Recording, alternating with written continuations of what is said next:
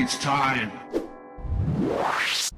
Yes, it's time to bring history back to life. Cool, it's amazing. Creaking TV. In the beginning, there was nothing at all. So I got a video camera, switched it on, and uploaded some videos of my trade card collection. Welcome to the Perfection Selection, a Creaking TV. Have you ever eaten an edible postcard, or seen one of those kaleidoscopic cards, or one with an image made entirely from bus or train tickets? I've uploaded more than 1,000 videos over 15 years on YouTube, and so here's 15 years in 5 minutes. Well, a few of my favourite clips anyway. And I'll put web links to the full vids in the description to help you navigate your way around my channel. And here's a tunnel video I made earlier. Some people switch off when they encounter history, whilst others see opportunities. Is this Paris at night time, or an uncanny future prediction of minimalist art? Perhaps this is Mary Poppins' iconic flying umbrella, decades before P.L. Travers put pen to paper. You might be surprised to learn that I started out uploading music vids. It's astonishing to think that the jaw harp, such a primitive musical instrument with origins probably dating back to caveman times in some form or another, can sound so eerily contemporary at the same time.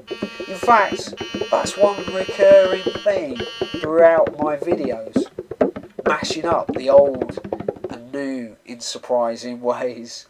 Here's an early 1900s magazine cutting featuring a precursor to the wholesome shoot-'em-up computer games we're all familiar with today. Did you know that the name for the seminal Scottish record label, Postcard Records, was inspired by a chance acquisition at a flea market? What do you do when you're trying to drum up trade on eBay, or bored out of your brains on a shopping trip? And how can you make the task of washing up more bearable, perhaps with steel water drums? And here's a new take on YouTubing, the new Thunder Drum Slide Whistle Hybrid. With a bit of imagination, even a creaking door can sound like early craft work. As the name on my channel suggests, lots of my productions feature cards. They're a bit static on their own, and so I decided to turn them into mini postcard movies. But even some early mechanical cards appear to resemble something vaguely similar to animation, such as this example of early scanimation.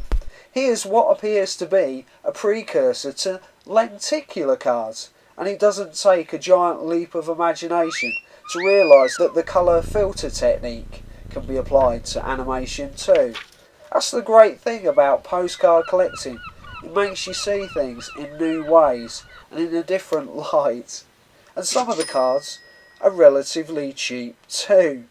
Have you ever considered sending a transparent postcard? What do you get when you cross fireflies with trees?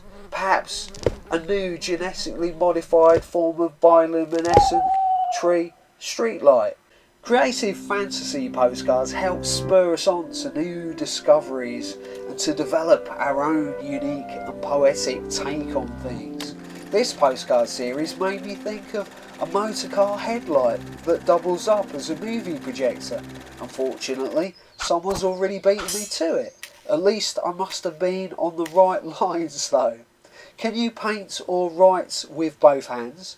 Well, you're in good company. These geniuses were also allegedly ambidextrous. Just imagine if you could write with all 10 fingers simultaneously though, putting a new spin on nail extensions. It's amazing how those in difficult circumstances can overcome them. Yes, I couldn't resist writing with my toes too. Even if your ideas dry up, that too may trigger a new one. Sand power, for instance. You might be interested in shadow theatre and have a go yourself. and then invent a whole new form of book puppetry. And who's seen one that blows bubbles too? Or perhaps you could become a living ventriloquist dummy by lip syncing to your own younger self, which is what I did after accidentally stumbling across this cassette of my 1980s voice.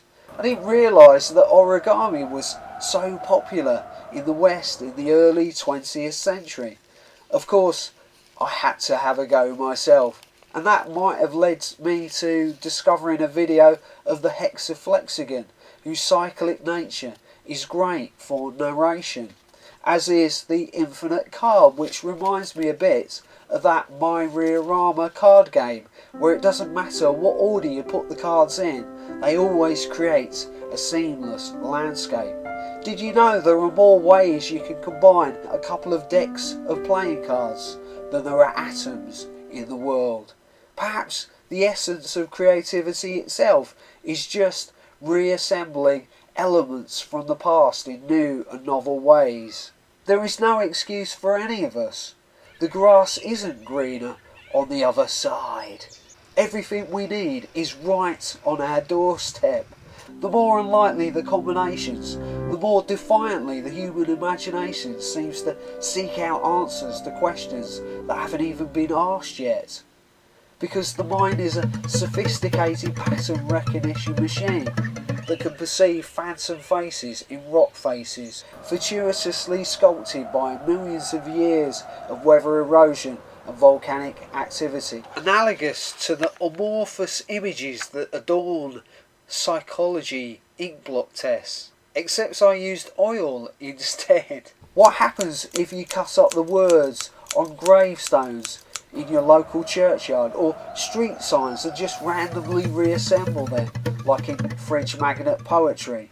No man drowned in memory gently sleeps through the dust in vain. Perhaps you could jumble up whole time periods when you go down the local store and the till girl says to you, "That will be 1903, sir, cash your card." The mundane supermarket scenery just seems to melt away as you see the Wright brothers' most iconic flight, courtesy of your trusty time traveller manual. Nestled among the crumpled fruit and veg isn't a boring sum, but a portal to the year 1610, when Europeans supposedly drank tea for the first time.